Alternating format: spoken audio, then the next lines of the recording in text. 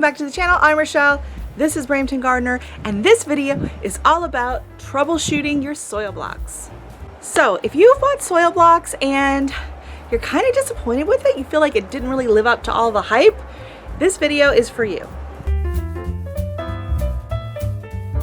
Three things I think turn people off from soil blocking, and the first one is the soil mix. So a lot of the websites, a lot of the videos about soil blocking have these special soil mixes that you're supposed to blend all together. There's like green sand, it's so bright, I'm putting on my sunglasses, sorry. They have all of these other items in it, and to be honest, I just use straight up potting mix. Whatever's available. I've used the Pro Mix. I've also used the Miracle Grow indoor potting mix, and that's worked really, really well. The only thing is when you're using the smaller soil blocks, you just want to make sure that you sift out any of the bigger sticks. Okay, so first issue, fancy soil mix, forget about it. Second issue, they dry out too fast. So this is a bit of an issue. It is something that you have to learn to deal with. And the number one reason why your soil blocks are drying out too fast is because you're probably not watering properly. So I'm going to take you upstairs to the grow room in just a minute. I'm going to show you the proper way to thoroughly saturate your soil blocks. And last but not least, potting up. So a lot of times people think, oh, you know, I don't know if it's worth growing in the 3/4 inch soil blocks, the mini ones, because you just have to pot them up so soon, and it takes so much time, and then potting them up, and then you're into the 2-inch soil blocks, and you're really not saving as much space when you get into the larger sizes. And I'm here to tell you that's because you're potting them up way too early. The whole point with the mini soil blocks is that it is using air pruning method, and so what that does is it creates a different style of root structure, which means that the plants can be much bigger and grow in a much smaller amount of soil. Can you see my breath? It's still pretty cold out here. So what I'm going to do is I'm going to show you some videos from last year when I planted out the majority of my petunias, and they were on that tray, and they were big, and they were tall. They were like this tall, and they were blooming. They are still in those 3/4 inch soil blocks. I did not pot them up. So in traditional gardening, when your seedlings become about 2 weeks old or so, that's typically when you pot them up. But soil blocking is a completely different animal.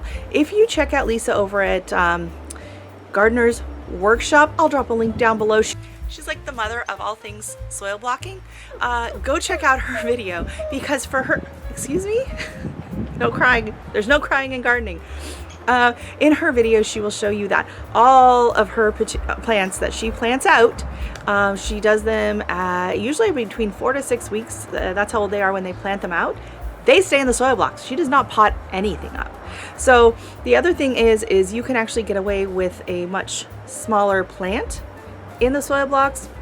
If normally you would plant yours 6 weeks ahead, you can go ahead and just do it 4 weeks ahead, and that plant is going to catch up once you get it into the ground. So the whole point of the mini soil blocks is to try and keep them in them as long as possible. So you think, oh, but it's just not providing enough for the plants. Well, I'm going to go upstairs into the grow room, and I'm going to show you my petunia, which is almost blooming, and my orange hat tomato, which is blooming, and I have a wee little tiny tomato on it, and they're still in their 3/4 inch soil blocks. I will be potting some of those up soon, but honestly, they don't need it anytime. They don't need it. They don't need it.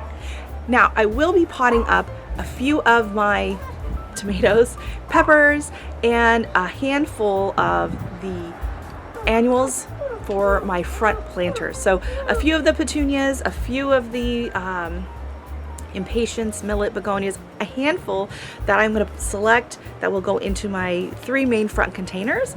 Those I'm going to pot up, not yet, but those I will pot up and put into the 2-inch soil blocks just so they can get bigger, so I have more of an immediate impact into my planters. But for the rest of my bedding plants, my lobelia, my petunias, my impatiens, my begonias, my zinnias, everything else, they're not getting potted up. They are staying in those mini tiny 1/4 inch soil blocks until they get planted into the garden, and they're going to do just fine. I fertilize once a week. If I feel that they look like they're needing a little bit more, I can up the fertilization to twice a week, but I'm doing a diluted, it's about a 10-10-10 right now, and they're doing just fine. All right, so we're going to be doing a quick little saturation experiment. So what I'm going to do is I'm going to pour, I have 3/4 of a cup of water in here, and I'm going to pour 1/2 cup in this container.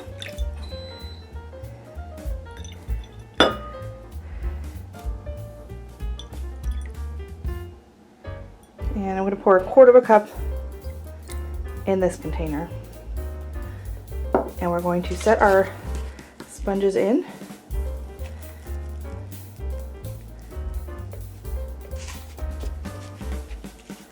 And we're just going to let them sit here until they absorb as much water as they can, and then we'll come back and check on them.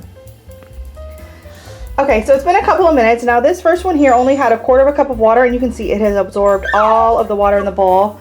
It's completely dry. I'm going to set it here on my scale, and it's weighing in at 63 grams, and you can see there's no water left in here at all. Like, I'm tipping it up a couple drops, that's it. So that is at 63 grams, okay? So we're gonna take that off. Now this one, you can see there's still water in the bowl around it. And okay, we'll dry that off in case you're any purists there. Down to 0. And we're gonna take this, and we're gonna put that in there. And that is 80 grams. So this is holding a lot more water than this. So what I'm going to do is I'm just going to set them both out here on the table like this, and we're going to see how long it takes for each of them to dry out. You can see these soil blocks. You can see they're nice and dried out. Now you might think you're coming in and you're going to water them. You might think you just go like this, give them a little bit of water. Watch it just wick it up. Do you see that? It's just wicking it up. You might think that you gave it enough water. Come in on this side.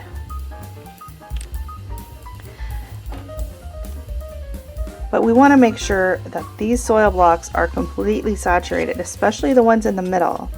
So what can happen is this wicks it up all the way around the outside, and then the ones in the middle are actually going to wick the water from the outside. So you're going to notice the outside seems to be drying up faster than the inside. And some of that is because of airflow and stuff, especially if you have the fan going, but some of it is also because of inadequate watering. So what you want to do, and it actually makes it a lot easier because you don't have to stop and think about how much water you're pouring in. You kind of want them to float in there a little bit, okay? Just like that. You want to see the water sitting in there, sitting around them, and you want to leave them for a couple of minutes until you can guarantee that they are fully saturated, and then you just dump the extra water out. This is kind of my hodgepodge tray of soil blocks. So again, we're just going to pour it in like that and then let it sit. Okay, I'll come up here on this one. You just don't worry about overfilling it or overflowing. Oh, it would help if I actually showed it in the camera.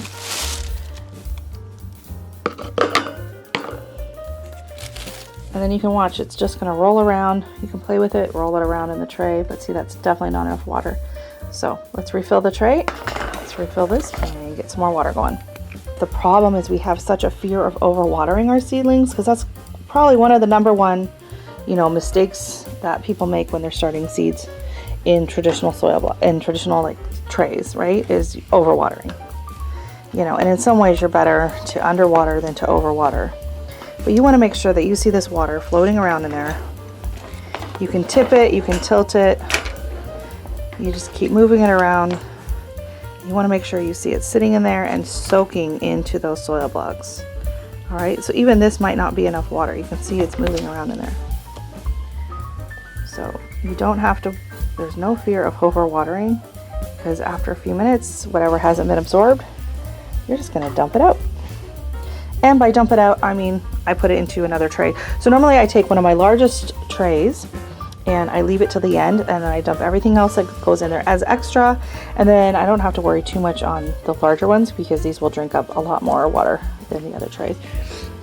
Let's take a note on look at those begonias though. My goodness, they're getting big. Okay, so that's just gonna sit, and I'm gonna show you a trick. Now, this one tray here, I made the mistake of kind of overfilling it, so I didn't leave enough room on the edge for the soil blocks. So what I do for this one, it's gonna be hard to show you, is I literally just grab it by the bottom and I lift it up like this, and then I just pour the water down there. I'll show you in just a second. You can see I pour the water, it's sitting in there, and then I just very, very slowly, I'm gonna set it down. I don't want it to overflow. But that way I make sure that the water is getting to all of the soil blocks, not just around the edges. It's getting into the middle. And then I'll show you this one too. So this one here, these are much smaller seedlings. And again, you're just gonna pour as much of the water in as you want. You're not gonna worry about it. And make sure it gets to everywhere it needs to go in the tray. And I'm only, playing with it like this just so you can see the water moving around. But you can see, like, it looked like so much water at first. But you can tell, like, so many of it, it's already almost all been absorbed, right? So we actually need more water. Y'all thought it was crazy dumping all that water in, right? So, I mean, and that's fine if you just have a little bit of water sitting in your tray. If you're worried about it, you can just put it over here and let it float that way. This one here, you can see it's been sitting for a bit. There's plenty of water. It's doing just fine. So we're gonna pour that off, okay? We're just gonna come down here and we're just gonna pour the water off. And then it can sit like that, no problem. All right, same here. That's fully absorbed as much water as it's going to. So we're just gonna pour it off. And after a while, you kind of get the hang of how much water it's gonna take before you can just kind of leave it sitting and it's just gonna absorb, but it's a little bit of a game. So I'm gonna finish watering all these and we're gonna go check out that sponge. Back to the experiment. Okay, so here we are back. It's actually exactly 24 hours later. So this is the first one. It's still wet. We're gonna weigh these right now. We're gonna see. It's dried out a bit. It is sitting at 46 grams. And this is the wetter one, and it is sitting at 59 grams. So we're gonna squeeze some water out. We still got some water in there. But this one, you can see, is holding a lot more water than the other one. So this is why it's so important when using the soil blocks to make sure that you fully saturate the soil blocks, and then they're not gonna be drying out as fast on you. And now the second thing I wanna talk about was potting up. So people think, oh, they're a pain in the butt because they're so tiny. They're in just these little tiny squares of soil. So this is how big the soil block is. Let's see if I can get this guy out of here without too much damage. I mean, that's the size of the soil blocks, right? They're these little squares.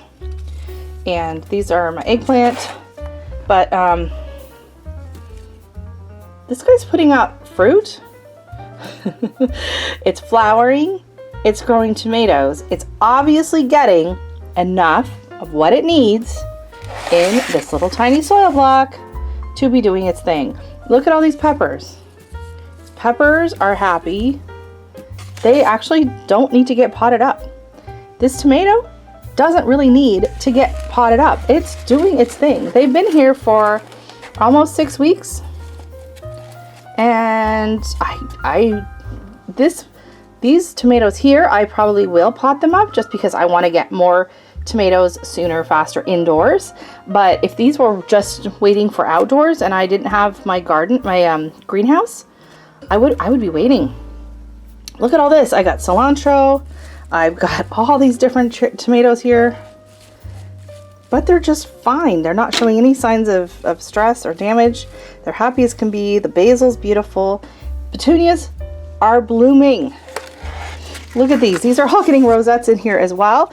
These ones I'm letting grow a little bit longer and taller. Well, I could probably start. I wanted to make sure I had enough room to prune these back. But I mean, that pruning video I did was last week, and look how much they've grown since then. I fertilize once a week. They're getting everything they need. These do not need to get potted up. I might pot them up just because I do want a few to get extra big so that they have a nice big impact in my planters when I do just my front containers out front. Look at these. Look at the size of this one here. This is ornamental kale. Look at the size of this stalk.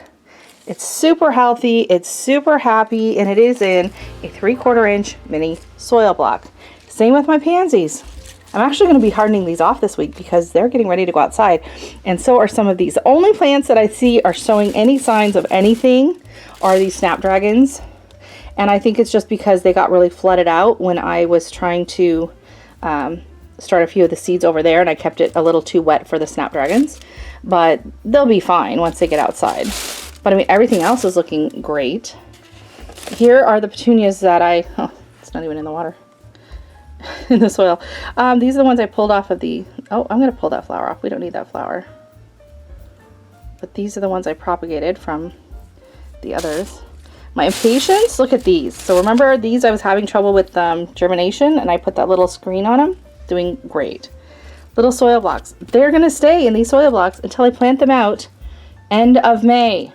And if you don't believe me, I'm going to show you some video and some clips from last year where I'm showing you some of my trays. The lobelia, these are staying in these soil blocks. I'm going to do my best to keep my petunias in these soil blocks. And I'm going to do that by pinching them back and keeping them, you know, nicely fertilized. But they're doing just fine. I don't need to pot them up. So I think that's part of the problem, is we're just so used to in traditional seed starting that when seeds are about 2 or 3 weeks along, you pot them up. But you don't need to do that with the soil blocks. They are just happy sitting here. And if you watch, sorry, Dexter's freaking out in the background. So as promised, here are my soil blocks from last year. You can see how tiny the petunias were at the time. Here they are getting a little bit bigger, and we're starting to see some blooms on them, but they're still in those mini soil blocks. And then boom, out in the garden. Here is the same tray, and these are all the giant petunias that are sitting in the trays. So I had the petunias in there, I had some coleus, and they were doing just fine. I had the impatiens, which was already blooming, and they were just sitting out there outside. And by the time I was ready to pot them up into my front container, you can see how tall they are, how healthy they look, and they are all blooming. So they were not any worse for wear being in such a small, tiny soil block. I had no need to pot them up, and they did just great, and that enabled me to be able to grow hundreds of petunias in a very small space. But let's say you are of this mind where you do need to pot them up and you want to do that. Well, you're in luck, because the 2-inch soil block that comes with the set that I bought, it has a little indent on the top that you can get, and it is exact same size as the square of the mini soil blocks, and so it makes potting up super, super easy. Okay, stop, pause, hold up. You can see right here, I made the mistake, because this was my first year, so this is 2 years ago. I made the mistake of thinking that these little tomatoes were ready to get potted up, and it didn't do them any harm going into the larger containers, but they did not need it at this point. I certainly could have waited quite a few weeks. So I hope this has answered any of your questions about soil blocking. If you still have questions, please join me for my next live, where I will be talking about any of the questions that are dropped in the video down below, and I'm going to dive in. If you have any more questions, then we can go a little bit deeper into soil blocking's tips and tricks. So make sure you don't miss that by hitting that subscribe button and the notification bell, and I'll see you there. Thanks for watching. Bye.